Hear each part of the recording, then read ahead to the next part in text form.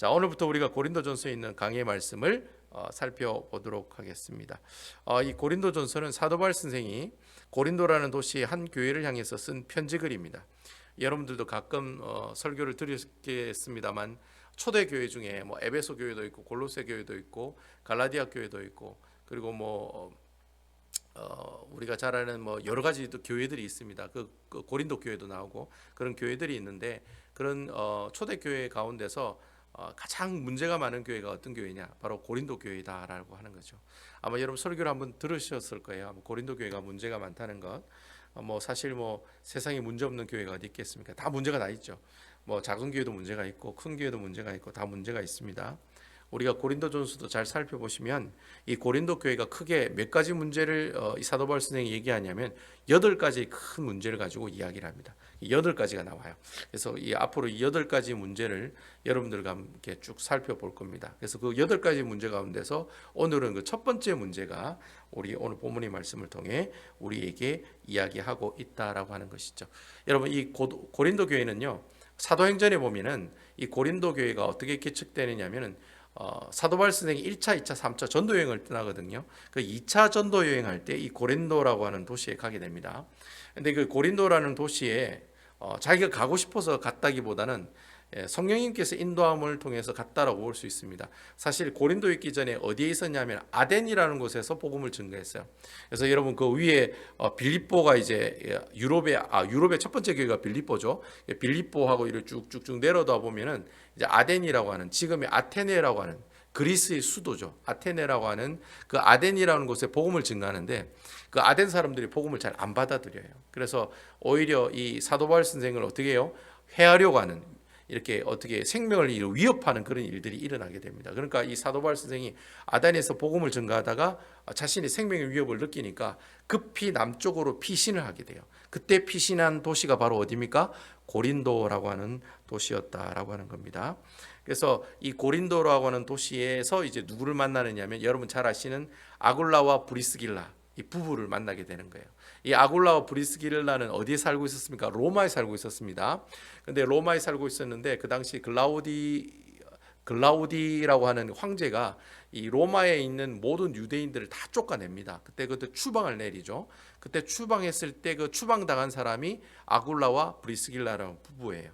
근데 이 부부가 로마에 살다가 어디로 피신하느냐면 고린도라는 곳에 피신을 하게 됩니다. 그러니까 사도 바울 선생은 아덴에서 피신해서 고린도로 가고 아굴라와 브리스길라 부부는 로마에 있다가 고린도로 피신을 하게 되고 그 고린도에서 누구를 만나요? 그 두 부부를 만나서 결국에는 그 부부를 통해서 교회가 세워진 교회가 바로 고린도 교회다라고 하는 겁니다.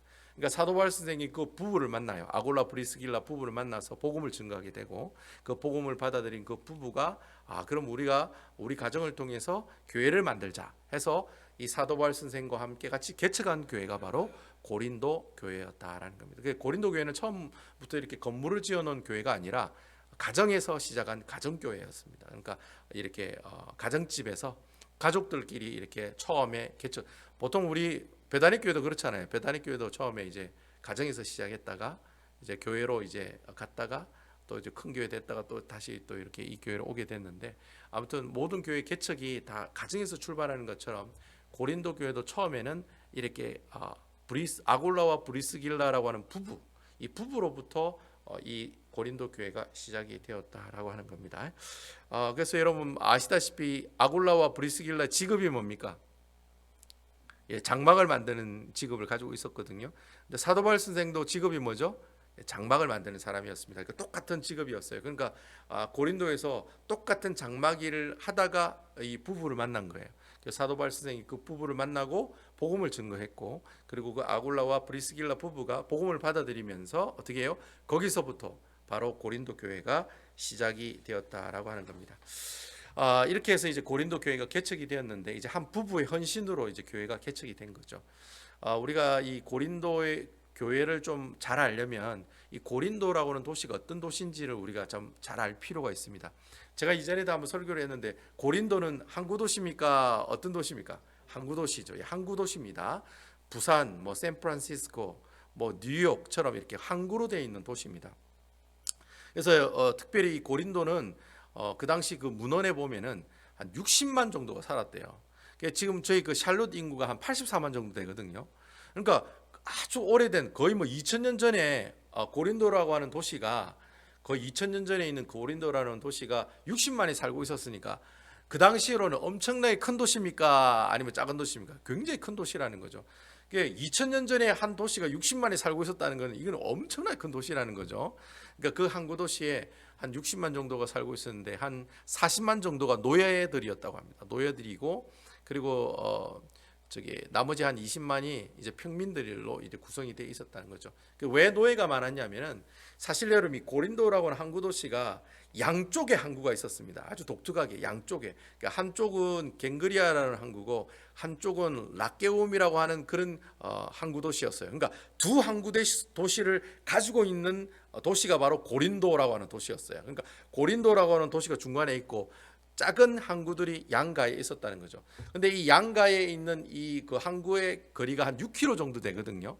그러니까 여러분 이 그리스 아테네에서 이 로마로 가려면은 이 작은 이 그 고린도라고 하는 이 육지를 통과하면은 빨리 물건을 어떻게 해요? 로마로 가져갈 수가 있었어요. 그래서 이 고린도라고 하는 이 도시를 지나서 큰 반도가 하나 있어요. 필로폰네소스라고 하는 큰 반도가 있는데 만약에 이 고린도라고 하는 육지를 어떻게 해요? 이쪽 갱그리아의 배가 오면은 그 배를 어떻게 해요? 통째로 육지로 운송을 하게 됩니다. 그 배 밑에다가 막 이 통나무를 깔아가지고 배 전체를 어떻게 해요?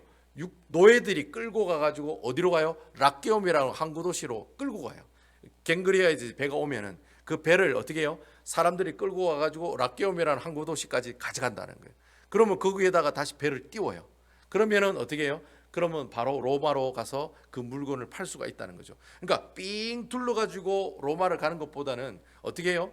이 두 항구를 통과하면서 가는 것이 훨씬 더 짧은 거리였기 때문에 많은 사람들이 어떻게 해요? 이 배가 지나갈 때 이 고린도라고 하는 육지를 통과해 가지고 배가 지나갔다는 거죠. 지금은 지금도 이 고린도라는 도시가 있거든요. 그리스 고린도라는 도시가 있는데 지금은 그 6km가 되는 그 육지 땅을 뭘로 만들었겠습니까? 예, 운하로 만들었죠. 그래서 고린도 운하라고 하는 운하가 있습니다. 그러니까 운하가 한 6km 정도 되거든요. 그 6km의 운하에 지금은 큰 배들이 여객선 같은 배들이 그 코린토 운하를 통해서 옛날에는 운하를 뚫을 수 있는 기술이 없으니까 어떻게 해요? 그냥 배를 그냥 통나무 밑에다 깔아가지고 배를 아예 그냥 움직이는 거예요. 여기 배에 있으면 육지로 끌고 와가지고 육지로 끌고 가가지고 또 이쪽 항구에다가 배를 띄우는 거예요. 그런 식으로 하다 보니까 노예들이 많이 필요할까요? 안 필요할까요? 노예들이 많이 필요한 거예요. 그러니까 인구의 거의 반 이상이 노예들이고 나머지가 평민들로 구성되어 있는 곳이 바로 고린도라고 하는 도시였다라고 하는 겁니다. 사람들이 많다 보니까 그곳에 주로 장사하는 사람들이 많았겠지요. 그러니까 돈이 많았겠어요, 적었겠어요? 돈이 많이 있는 그런 부자 도시였습니다. 부자 도시다 보니까 뭐가 발전하겠습니까? 향락 문화가 발전하겠죠. 그래서 제가 항구 도시에는 항상 뭐가 있다고 했습니까? 유명한 창조촌이 있다고 제가 여러분 말씀을 드렸죠. 마찬가지로 고린도라는 도시도 이렇게 돈이 많고 무용하는 사람들이 많이 모이다 보니까 그렇게 이렇게 음란한 문화들 그리고 향락 문화들이 발전한 곳이 바로 이 고린도라고 하는 도시였다라고 하는 것이죠. 그래서 그 당시에 그 문헌에 보면은 그 좀 우스갯소리입니다만 그 약간 그 좀 변태 같은 사람아 뭐 아니면 뭐 여자를 좋아하는 사람들 뭐랄까요 이렇게 세욕을 따르는 사람들 이런 사람들을 욕할 때 뭐라고 얘기하느냐면 이 고린도 같은 사람아 이 고린도에 사는 사람아 이런 식으로 얘기를 했대요. 그게 욕인 거예요. 이 고린도 같은 사람아 이 말은 에이 변태 같은 사람아 에이 음란한 사람아 그런 욕이었다라고 기록에 이렇게 문헌에 기록이 되어 있어요. 그러니까 그만큼 이 고린도라고 하는 도시가 어떻게 해요? 굉장히 타락한 도시였다는 거예요. 에이 고린도 같은 사람아 뭐 이렇게 얘기하니까 그거는 완전히 이제 욕을 하는 거죠. 에이 음란한 사람아 뭐 에이 변태 같은 사람아 뭐 이렇게 욕할 때 이 고린도 같은 사람아 이렇게 욕을 하는 것처럼 그만큼 이 고린도라고 하는 도시가 향락이고 음란하고 또 뭐도 많겠어요. 우상도 당연히 많겠지요. 우상도 많은 도시가 바로 이 고린도라고 하는 도시였다라고 하는 거예요. 특별히 고린도에는 그 이스트미안이라고 하는 아주 유명한 운동 경기가 열리는 도시였습니다. 여러분 그 올림픽 아시죠? 올림픽. 이런 올림픽이 어디서부터 시작됐습니까? 그리스 아테네에서부터 시작됐잖아요. 그러니까 그리스 아테네 올림피아드 경기가 있었어요. 그게 이제 지금 이제 올림픽 경기로 전해 내려온 거예요. 그때 당시 이 아테네 올림피아드 경기와 맞먹는 경기가 있었어요. 바로 고린도의 이스티미안이라는 경기였어요. 그러니까 여러분 2년마다 이 경기가 열렸거든요. 이게 뭐 2년마다 올림픽이 열린 거예요. 이 고린도라고 하는 도시에서. 그러니까 세상 이 주위에 있는 세계인 모든 사람들이 이 고린도라는 도시에 왔을까요, 안 왔을까요? 왔다라는 거예요. 경기를 하기 위해서. 그 경기에서 승리하게 되면 또 월계수를 받고 월계관을 받고 꼭 그 올림픽 아테네처럼 우승자는 월계관을 씌우고 영웅이 되는, 그리고 또 부자가 되는 그런 또 부를 누리게 되는 그런 기회가 됐기 때문에 많은 사람들이 이 이스티미안 경기에 참여를 했다는 거예요. 그러니까 고린도에는 경기하는 사람들도 있죠, 무역하는 사람들도 있죠, 그리고 또 음란한 이런 문화를 주도하는 사람들도 있죠, 우상 섬기는 사람들도 있죠. 그래서 여러분 이 고린도에 보면은 이 사랑의 신을 섬기는 아프로디테, 여러분 비너스 신 알죠? 이 아프로디테 신을 섬기는 신전이 이 고린도에 엄청나게 큰 신전이 있었다고 합니다. 얼마나 큰 신전이냐면은 공창이, 그러니까 그 아프로디테 신전에서 일하는 창녀가 1,000명이었답니다. 1,000명. 그 정도로 어떻게 해요? 큰 신전이 있었다는 거예요. 그러니까 그런 신전에서 많은 사람들이 가가지고 어떻게 해요? 바로 그 음란한 모습들을, 그게 이제 제사니까, 자신들이 그게 제사니까 그런 음란한 모습들을 보이는 모습들이 있는 곳이 바로 고린도라고 하는 도시였다라고 하는 거예요. 그 음란한 도시에 이 사도 바울 선생이 아굴라와 브리스길라 부부와 함께 뭘 개척해요? 교회를 개척했다는, 그 교회가 바로 고린도 교회였다라는 겁니다. 그래서 이 사도 바울 선생이 장막 일을 하다 보니까 한 1년 6개월 정도 있거든. 제법 오래 있어요. 1년 6개월 동안 고린도에 있으면서 어떻게 해요? 교회를 튼튼히 이렇게 개척하고 세워놓고 이제 결국에는 이 고린도에 있는 이 사도 바울 선생이 나중에 어디로 갑니까? 에베소. 이 에베소가 이제 바다 건너가 있거든요. 바다 건너 에베소에 이제 돌아갔다라는 게. 이제 바다 이제 건너서 에베소에 있는데 이제 소식이 들리는 거예요. 이제 고린도 교회가 이제 지금 잘 되고 있는가 궁금하던 차에 이제 글로의 집안 사람들을 통해서 이 고린도 교회 소식이 들리는 거예요. 이거 무슨 소식이 들리냐면 고린도 교회 지금 엄청나게 문제가 많다 하더라. 우상을 섬기는 일들도 있고 음란한 사람들도 있고, 그리고 또 심지어 뭐 부활을 믿지 않은 사람들도 있고, 뭐 성령의 은사 문제 가지고 뭐 하여튼 교회가 굉장히 시끄럽다 하더라. 이런 소식이 이 사도 바울 선생이 에베소에 있으면서 그 소식을 들은 거예요. 그러니까 얼마나 가슴이 아팠겠어요. 자기가 개척한 교회인데 1년 6개월 동안 교회를 잘 키워놨는데 지금 들리는 소식은 어떤 소식이에요? 고린도 교회가 진짜 문제가 많다 하더라. 야, 이 교회가 잘하면은 어떻게 해요? 우상 천지가 되겠더라. 이런 얘기들이 들리기 시작한 거예요. 그러니까 이런 얘기를 들으니까 사도 바울 선생이 아무래도 이 고린도 교회를 개척했는데 그 얼마나 가슴이 아프겠습니까? 그래서 그 가슴 아픈 그 가슴을 뿌여잡으면서 어떻게 해요? 고린도 교회 사람들에게 그들이 가지고 있는 문제를 해결할 수 있도록 하나하나 글로서 이렇게 표현해서 적은 글이 바로 고린도 전서라고 하는 거예요. 그래서 고린도 전서에 보면은 약간 좀 이렇게 강한 문장들이 많아요. 너희들 왜 그렇게 우상을 섬겼느냐? 그렇게 하지 말아라. 너희들 왜 그렇게 영적인 은사를 그렇게 가지고 교만한 마음을 가지고 있느냐? 그렇게 하지 말아라. 그러니까 처음에는 교회의 문제들을 많이 들었기 때문에 그 문제를 수정하라고 이렇게 강력하게 권하는 그런 이야기들이 고린도 전서에는 많이 나와요. 근데 나중에 고린도 후서에는 어떤 내용이냐면은 고린도 후서에 보면은 고린도 후서는 위로하는 내용이 많아요. 그래도 너희가 지금 음란과 싸우고 우상과 싸우고 아유 너무 고생이 많다. 잘하고 있다. 계속해서 주 예수 그리스도를 위해 싸워 나가라. 그런 위로의 말이 많이 나와요. 그러니까 고린도전서는 잘못했다고 지적하는 내용들이 많이 나오고 고린도 후서는 나중에 또 한 번 편지를 보내는데 그게 이제 고린도 후서인데 고린도 후서는 오히려 고린도 사람들을 어떻게 해요? 위로하는, 그래 잘하고 있다. 너희가 참 잘하고 있다라고 이렇게 잘 이겨내고 있다. 그렇게 위로하는 글을 적은 글이 바로 고린도 후서에 나오는 내용의 글이다라고 하는 겁니다. 그래서 그런 참 고린도 교회를 사랑하는 마음을 가지고 기록한 책이 바로 고린도전서에 나오는 말씀이다. 이렇게 이 정도로 여러분 알고 계시면은 이 고린도 전서를 읽으실 때 아마 도움이 많이 되실 겁니다. 그래서 제가 오늘 1장 전체를 살펴본다고 했는데 이 1장의 첫 번째 문제가 나오거든요. 그게 바로 교회가 분열이 일어나고 분쟁이 일어났다라고 하는 문제가 나와요. 과연 사도 바울 선생이 서로 교회가 분열이 일어나고 분쟁이 일어났을 때 그 문제를 어떻게 해결하느냐, 그 내용이 고린도전서의 전체에 나오는 내용의 핵심 주제가 된다는 거예요. 그래서 제가 1장을 좀 길지만 여러분들하고 다 읽어보고 1장 1절부터 31절까지 다 끝까지 한번 이렇게 다 살펴보는 건 아닙니다만 듬성듬성 조금씩 이렇게 한번 같이 살펴보도록 하겠습니다. 우리 다 같이 고린도전서 1장 1절에서 3절이 있는 말씀 한번 읽어보도록 하겠습니다. 고린도전서 1장 1절에서 3절이 있는 말씀입니다. 다 같이 한번 읽어볼게요. 시작. 하나님의 뜻을 따라 그리스도 예수의 사도로 부르심을 받은 바울과 형제 소스네데는 고린도에 있는 하나님의 교회 곧 그리스도 예수 안에서 거룩하여지고 성도라 부르심을 받은 자들과 또 각처에서 우리 주 곧 그들과 우리 주 대신 예수 그리스도의 이름을 부르는 모든 자들에게 하나님의 모든 우리 아버지와 주 예수 그리스도로부터 은혜와 평강이 있기를 원하노라. 여러분, 이 고린도전서, 고린도후서, 뭐 디모데전서, 디모데후서 이거 다 서신들이거든요.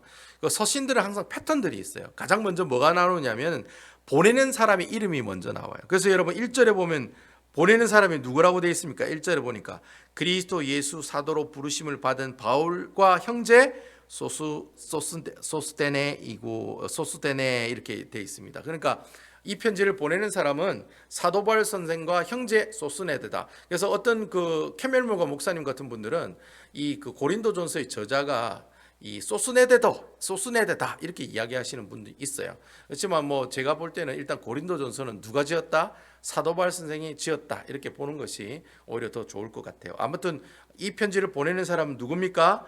사도 바울 선생이 이 편지를 보내고 있다는 거죠. 그럼 수신자는 어디에 나와요? 2절에 보면 나옵니다. 누가 받느냐? 누가 받습니까? 2절에 고린도에 있는 하나님의 교회. 그러니까 보내는 사람은 사도 바울 선생이고 받는 사람은 고린도에 있는 하나님의 교회다. 그러니까 고린도에 있는 교회다 이렇게 이야기하고 있죠. 그리고 이제 3절에는 문안 인사가 나옵니다. 자, 3절 우리 다 같이 한번 볼까요? 하나님의 우리 아버지와 주 예수 그리스도로부터 은혜와 평강이 있기를 원하노라. 이렇게 이제 문안 인사를 드리는 거죠. 너희에게 하나님의 은혜와 평강이 있기를 원합니다. 하고 이제 그 다음부터 뭐예요? 이제 사도 바울 선생이 고린도 교회에게 하고 싶은 이야기를 쭉 이야기하는 내용들이 나온다는 거죠. 나중에 여러분 뭐 갈라디아서, 에베소, 빌립보, 골로새 뭐 이런 서신서를 보면 패턴들이 항상 이렇습니다. 먼저 내가 뭐 하나님의 이름으로 된 사도된 나 바울은 발신자가 먼저 나오고 그다음 뭐 어디에 있는 갈라디아 교회 사람들에게 말하노니 갈라디아 교회의 수신자가 나오고 그리고 주 예수 그리스도의 이름으로 문안하노라 이렇게 문안 인사드리는 이야기가 이 세 번째로 나와요. 그러니까 항상 서신서는 이 세 가지 패턴으로 나온다는 거. 발신자가 나오고 수신자가 나오고 문안 인사가 나온다는 거. 이 세 가지 나온다는 패턴을 여러분 알고 계시면 나중에 서신서를 보면 이 패턴대로 나오는 거 보니까 이것은 뭐다?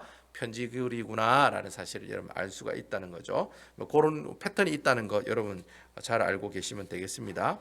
그러면 이렇게 문안 인사하고 얘기하고 난 다음부터 5절부터 9절까지 내용은 무슨 내용이 나오냐면 5절부터 9절까지 내용은 이 사도 바울 선생이 고린도 교회를 향해서 참 하나님께 감사하는 내용을 이야기하고 있다는 거예요. 제가 참 이 말씀을 보면서 참 은혜를 받은 거는 여러분 문제 있는 교회를 만나면은 가장 먼저 뭐가 나오겠어요?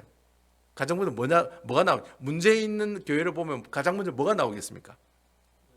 예? 아니 가장 먼저 인간적인 감정으로 봤을 때 뭐가 먼저 나오겠습니까? 욕이 먼저 나오겠죠. 그렇죠, 맞죠. 욕이 먼저 나오죠. 니라 그래가지고 내가 그래 살라고 그러더나, 내가 그렇게 뭐 가르쳤냐, 뭐 이러면서 욕이 먼저 나오는 게 당연하다는 거예요. 근데 사도 바울 선생은 그 문제 있는 교회를 향해서 욕이 먼저 나오고 그리고 또 먼저 그 사람들의 뭐 잘못을 지적하는 게 아니라 뭐부터 먼저가 나와요? 감사가 먼저 나오고 있다는 거예요. 뭘 감사하고 있느냐? 그 7절에 보면 나와요. 7절에 우리 다 같이 한번 읽어보겠습니다. 7절 시작. 너희가 모든 은사에 부족함이 없이 우리 주 예수 그리스도의 나타나심을 기다림이라. 너희가 모든 은사에 부족함이 없구나. 이것에 대해서 하나님께 감사하고 있다는 거예요. 고린도 교회가 뭐가 문제가 있었느냐 하면은 영적인 은사들이 많았어요. 성도들이. 그러니까 뭐 신유의 은사, 치유의 은사, 방언의 은사, 뭐 그런 은사들이 굉장히 그런 은사를 가지고 있는 사람들이 교회가 굉장히 많이 있었다는 거예요. 하나님의 그 은혜가 풍성하게 임했다는 거죠. 그래서 은사를 가지고 있는 사람들이 많았는데 문제는 그 은사를 잘 사용했다는 거예요, 못 사용했다는 거예요. 잘못 사용했다는 거예요. 그래서 그 문제가 생긴 거예요. 그래서 나중에 그 고린도 교회 8가지 문제에 보면은 이 영적 은사를 잘못 사용해서 생긴 문제를 지적하는 내용이 8가지 문제 중에 한 가지로 나와요. 그래서 그 영적인 은사를 가지고 있는 사람들은 그 영적인 은사를 가지고 누구를 위해 사용해야 됩니까? 항상 교회를 위해서 사용을 해야 돼요.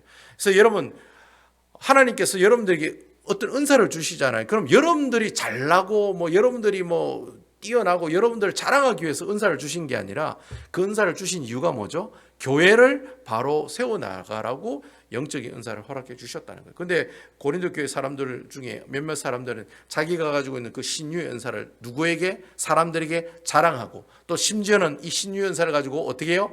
돈을 벌어 먹고 사는 사람들도 있었다는 거예요. 내가 누구 치료해주고 돈 받고. 하나님 주신 은사인데 그걸 어떻게 해요? 자기 돈벌이로 사용하는 그런 사람들이 있었다는 거예요.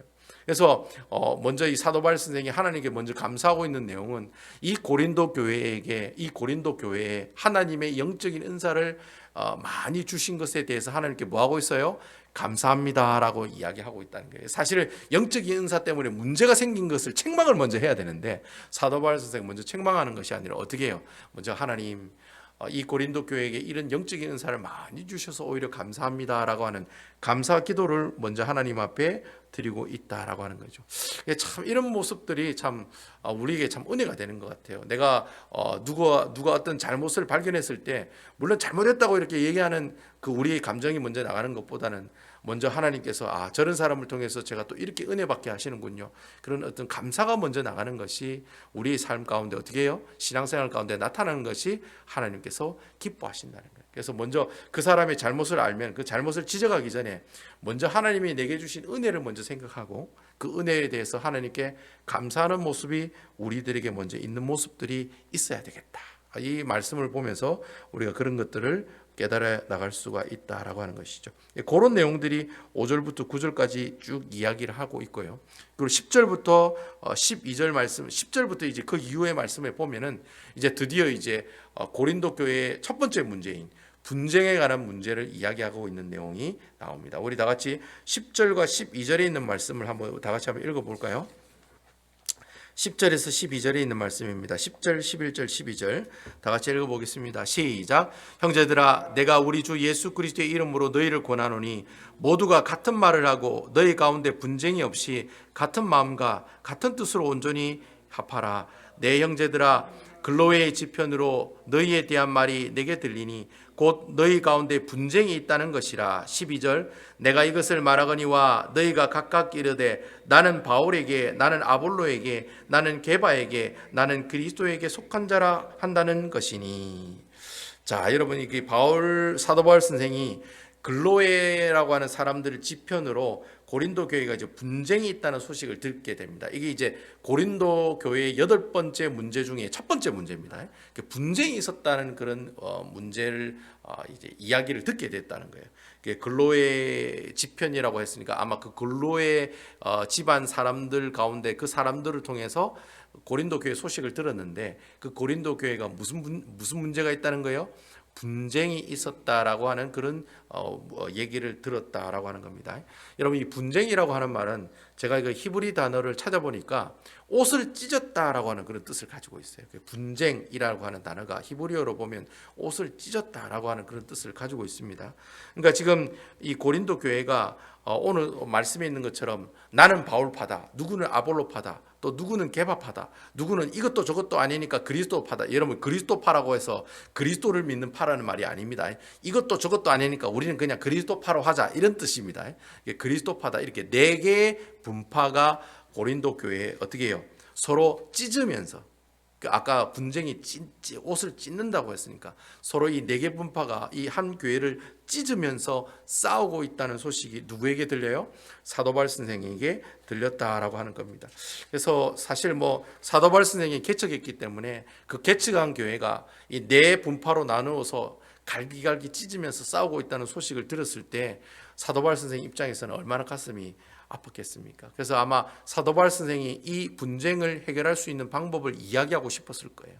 바로 그 이야기하고 있는 그 내용이 바로 17절과 18절 말씀에 나오고 있다는 거예요. 그러니까 너희가 분쟁을 어떻게 이겨나가라? 이렇게 이겨나가라 라고 17절과 18절에 보면 우리에게 이야기하고 있다는 겁니다. 도대체 그 고린도 교회 분쟁을 어떻게 해결하는 건지 17절과 18절 우리 다 같이 한번 읽어보도록 하겠습니다.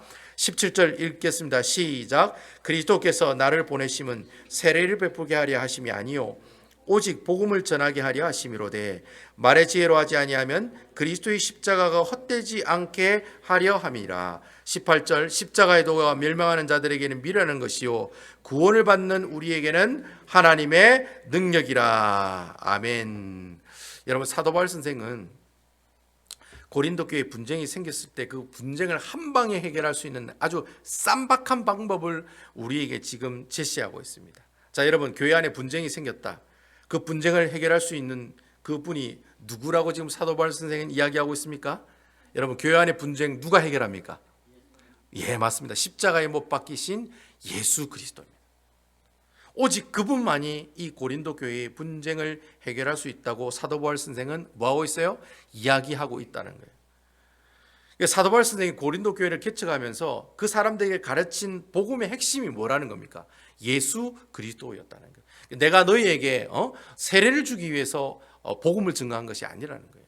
그래서 여러분 내가 바울한테 세례를 받았으니까 나는 바울파, 아볼로한테 세례를 받았으니까 아볼로파, 나는 게바한테 세례를 받았으니 게바파, 나는 이것도 저것도 아니다 그리스도파, 이게 아니라는 거예요. 사도 바울 선생의 고린도 교회에 복음을 전한 그 복음의 핵심, 복음의 주제가 뭐예요? 예수 그리스도였다라고 하는 것입니다. 결국 이 예수 그리스도가 우리에게 뭐가 됐다는 거예요? 하나님의 능력이 되고 하나님의 지혜가 되었기 때문에, 결국 예수 그리스도가 하나님의 능력이기 때문에 우리가 이 고린도 교회의 분열 문제를 해결할 수 있는 분은 곧 누구이시다? 예수 그리스도만이 이 교회의 분쟁을 해결해 나갈 수가 있다는 거예요. 그러니까 하나님의 능력, 예수 그리스도가 하나님의 능력이기 때문에 우리가 그 하나님의 능력을 입기 위해서는 누구를 통해서 이 문제를 해결해야 됩니까? 바로 예수 그리스도를 통해서만이 이 고린도 교회에 나눠지고 분열되고 찢어지는 이 분쟁의 모습들을 해결해 나갈 수 있다. 이렇게 지금 사도 바울 선생이 이야기하고 있다라고 하는 거예요. 결국 여러분이 고린도 사람들이 나는 바울파다, 나는 아볼로파다, 나는 게바파다, 나는 그리스도파다를 나누어서 싸우는 이유가 뭐냐? 29절에 보면 그 싸우는 이유가 나와요. 여러분 29절 다 같이 한번 보겠습니다. 왜 이렇게 싸우느냐? 29절에 보면 그 이유가 나오고 있습니다. 이유를 한번 읽어보겠습니다. 시작. 이는 아무 육체도 하나님 앞에서 자랑하지 못하게 하려 하심이라. 결국 여러분 고린도 교회 사람들이 분쟁을 한 이유가 뭐냐면 자랑하기 위해서 분쟁을 했다는 거예요. 예? 그러니까 예수만을 자랑해야 되는데 누구를 자랑하는 거예요? 우리 사도 바울 선생님을 자랑하고 또 누구를 자랑해요? 아볼로 선생님을 자랑하고 또 누구를 자랑해요? 게바 즉 베드로 선생님을 자랑하고 또 나중에 뭐예요? 나 이것도 저것도 아니야. 우리는 중립이야. 그리스도파야. 이렇게 이야기하면서 이렇게 나가는 그런 모습이 있었다는 거예요. 결국 이 고린도 사람들이 나눠지게 된 근본적인 이유가 뭐냐? 바로 자기 스스로를 드러내기 위해서, 자기 스스로를 자랑하기 위해서. 그러니까 누구를 자랑해야 되는데 우리 예수 믿는 사람들은 예수 그리스도만을 자랑하고 예수 그리스도만을 보여줘야 되는데 그 예수 그리스도를 보여주지 않고 누구를 보여주는 거예요? 사람을 보여주는 거예요. 사람을 보여주니까 돼요. 니 잘났다 내 잘났다 그렇게 나오는 거예요. 예수님만 자랑하면 이런 분쟁이 없었을 건데 사람이 그 앞에 나서서 사람이 더 낫다, 이 사람이 더 낫다, 이 사람이 이야기가 더 옳다, 이 사람이 이야기가 옳다라고 이야기하다 보니까 어떻게 해요? 결국에는 이 고린도 교회에게 분쟁이 생기게 되었다. 그렇게 사도 바울 선생은 이야기를 하고 있다라는 거. 그러면서 그 뒤에 보면은 26절과 31절에 보면은 왜 그러면 우리가 예수 그리스도 안에서 하나가 될 수밖에 없느냐 그 이유를 쭉 적어놨어요. 그 26절과 31절에 보면 그 이유를 쭉 적어놨는데 그 이유의 내용을 제가 여러분들에게 설명하면 그렇습니다. 사도 바울 선생이 뭐라고 이야기하느냐면 첫 번째 그렇게 질문을 해요. 누가 우리의 부르심이 누구를 통해서 이루어졌느냐라는 거예요. 여러분 누가 우리를 부르셨습니까? 여러분 누가 우리 장로님 부르시고 누가 안수 집사님 부르시고 누가 우리 여기 계시는 성도 여러분들 누가 부르셨습니까? 누가 부르셨어요? 처음에 누가 부르셨어요? 하나님이 부르셨다는 거예요. 그러니까 하나님이 우리를 부르셔서 이 베다니 교회로 보내주셨다는 거예요. 여러분 이 사실 믿으십니까? 그러니까 하나님이 부르셔서 제가 여기에 왔다는 거예요. 그러니까 하나님이 처음에 부르셨다는 거예요. 하나님이 나를 부르셨던 것처럼 여러분들도 하나님께서 부르셨다는 거예요. 그래서 우리는 뭐다? 하나다라는 거예요. 여러분 아멘이시죠? 하나님이 우리를 부르셨기 때문에, 그러니까 사람이 부르는 게 아니라는 거예요. 예? 뭐 어떤 뭐 사람이 뭐 제가 뭐 잘해드리겠습니다 하고 제가 이곳에 온 게 아니라는 거예요. 하나님이 저를 이곳에 부르셨고 또 여러분들도 하나님이 여러분들 부르셨기 때문에 우리는 뭐다? 서로 분열이 될 수 없고 하나가 될 수밖에 없다는 거예요. 그리고 또 그럼 결국 이 부르심이 하나님으로부터 시작되었고 또 두 번째는 뭐예요? 하나님이 우리를 택하셨다는 거예요. 여러분 아멘이시지요? 하나님이 여러분을 꼭 찍으셨다는 거예요. 사람이 여러분을 찍어가지고 이곳에 데려오게 한 게 아니라 하나님이 여러분을 택하셨다는 거예요. 아멘이시죠? 그리고 또 하나님께서 여러분을 택하시고 난 다음에 하나님이 이곳에 누구를 보내주셨습니까?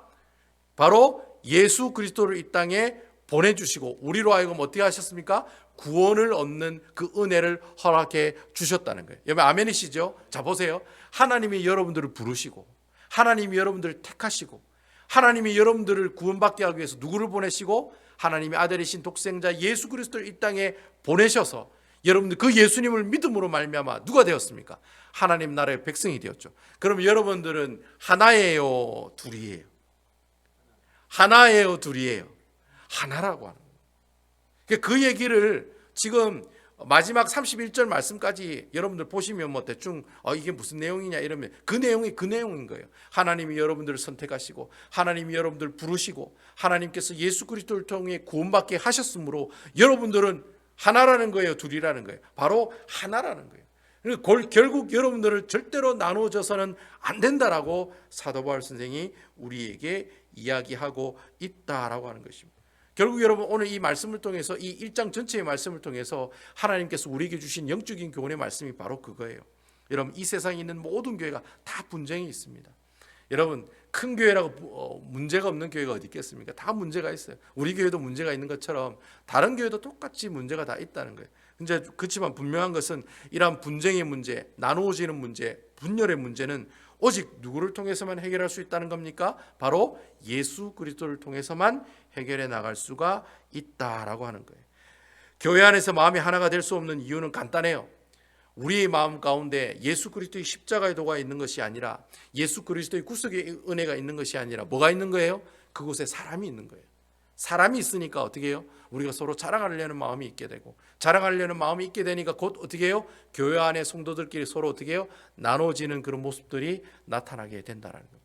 그리고 이 나눠진 이 모습들을 다시 하나로 만들 수 있는 방법은 하나밖에 없다는 거예요. 우리가 하나님의 귀한 말씀을 통해서 무엇을 기억하는 겁니까? 예수 그리스도의 십자가의 도, 예수 그리스도의 구속의 은혜를 기억해 나가는 것이다라는 거죠. 그러니까 여러분 스스로가 예수 그리스도의 구속의 은혜를 잘 기억하고 있으면 우리들의 마음들이 나눠져요, 나눠지지 않아요? 나눠지지 않는다. 내가 예수 그리스도의 구속의 은혜를 기억하지 못하는 그 순간부터 그 자리에 누가 차지하게 됩니까? 나라고 하는 인간이라고 하는 사람이라고 하는 존재가 딱 자리 잡게 된다는 거예요. 그러니까 이대로 되지 않으면 아무것도 안 돼라고 하는 생각을 그때부터 가진다는 거예요. 그러니까 하나님께서 주시는 마음은 그 마음이 아닌데 그 마음에 자기 마음이 들어가기 시작하니까 어떻게 해요? 사람의 생각과 사람의 지혜와 사람의 말이 먼저 앞서가게 된다는 거예요. 그러다 보니까 어떻게 해요? 서로 자기를 내세우고 자기 의견을 내세우다 보니까 교회가 결국은 분열이 일어나고 분쟁이 일어나고 파가 일어나는 거예요. 누구 파. 그래서 서로 막 어떻게 해요?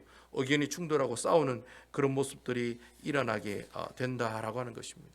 결국 우리가 항상 하나님께서 우리에게 주신 구속의 은혜, 예수 그리스도의 이 십자가의 도를 잊어버리지 않기 위해서는 어떻게 해야 되겠어요? 어떻게 해야 되겠습니까, 여러분? 우리가 어떻게 해야 되겠습니까? 제가 여러분들에게 항상 말씀드리죠. 우리가 예수님의 구속의 은혜를 잊어버리지 않으려면 어떻게 해야 되겠습니까? 항상 하나님의 말씀을 들어야 되고 또 하나님의 말씀을 또 어떻게 해야 돼요? 읽고 묵상하는 모습들이 우리에게 필요하다라고 하는 거예요. 그래서 제가 여러분들에게 매일매일 성경을 가까이 하고 성경을 읽으라고 권면하는 이유가 바로 거기에 있다는 거예요. 내가 하나님의 말씀을 읽지 않으면요, 십자가의 도의 은혜를 잊어버리게 되는 거예요. 내가 예수님의 구속의 은혜를 잊어버리는 순간 그 내 마음속에는 누가 자리하게 되는 거예요? 예수님이 나의 모든 삶의 주인이 되는 것이 아니라 내 스스로가 내 삶의 주인이 되고 만다는 거예요. 결국은 어떻게 살아요? 내 마음대로, 내 뜻대로, 내 생각대로 내 방식대로 살아가는 어떻게 해요? 하나님과 벗어나는 그런 삶을 살아가게 된다는 거예요. 그럼 그 가운데 그 공동체에 뭐가 생기게 됩니까? 분열이 생기게 되고 분쟁이 생기게 된다라고 하는 것입니다. 결국 여러분, 우리가 교회 분쟁을 해결하는 가장 좋은 방법은 우리 모든 성도들이 다 어디에 포커스를 맞추며 살아가야 돼요? 하나님의 말씀에 포커스를 맞춰서 살아가는 인생들이 되어야 된다는 거예요. 말씀을 듣기 위해서 예배에 참여하려고 애를 써야 되고, 또 어떻게 해요? 하나님의 귀한 말씀을 매일매일 읽고 묵상하는 그런 훈련들이 여러분 스스로가 되어 있어야 된다는 거예요. 그런 게 있지 않으면 결국 여러분들 심령에 누가 주인이 되는 거예요? 내가 주인이 되고 만다는 거예요. 내가 주인이 되는 그 순간부터 뭐가 일어나요? 분쟁이 일어나고 싸움이 일어나게 된다라고 하는 것입니다. 저는 여러분들이 매일매일 그 말씀을 통해서 예수님께서 여러분들에게 주신 그 놀라운 십자가의 도, 구속의 은혜, 그 하나님께서 주신 우리의 구원의 은혜를 항상 잊지 않고 살아가는 여러분 되시기를 주님의 이름으로 축원을 드리겠습니다. 말씀을 가까이 하십시오. 성경을 읽는 것을 절대로 쉬지 말고 읽으십시오. 내가 어렵고 힘들 때일수록 성경을 보세요. 내 마음이 괴롭고 이 문제를 어떻게 해결해야 되느냐 막 분이 생기고 화가 날 때 어떻게 해요? 하나님의 말씀을 읽으시기 바랍니다. 하나님의 말씀을 가까이 하다 보면 하나님께서 우리 마음 가운데 어떻게 해요? 임재하시고 좌정하시고 우리의 모든 심령들을 하나하나 어떻게 통치하시는 가운데, 그게 바로 성령의 충만함을 얻는다는 말이에요. 여러분, 성령 충만하다는 말이 무슨 말이에요? 뭐가 막 확 씌이는 게 성령 충만하니? 그게 아니죠. 하나님이 내 심령을 다 통치하시고 하나님이 내 심령의 주인이 되어주시는 것이 바로 성령의 충만함이라는 거예요. 이런 성령의 충만함이 어디서 오느냐? 하나님의 말씀을 가까이 할 때부터, 말씀을 읽고 묵상할 때부터 나타난다는 것입니다. 그래서 여러분, 항상 주의 말씀을 매일 보시고 매일 읽는 것을 게을러하지 마시고 항상 주의 말씀을 가까이 읽고 가까이 묵상함으로 항상 주님이 주신 그 놀라우신 십자가의 도를 잘 간직하셔서 항상 하나님께 영광과 감사를 돌리며 살아가는 아름다운 우리 베다니 교회 성도 여러분들 다 되시기를 주님의 이름으로 축원드리겠습니다. 아멘.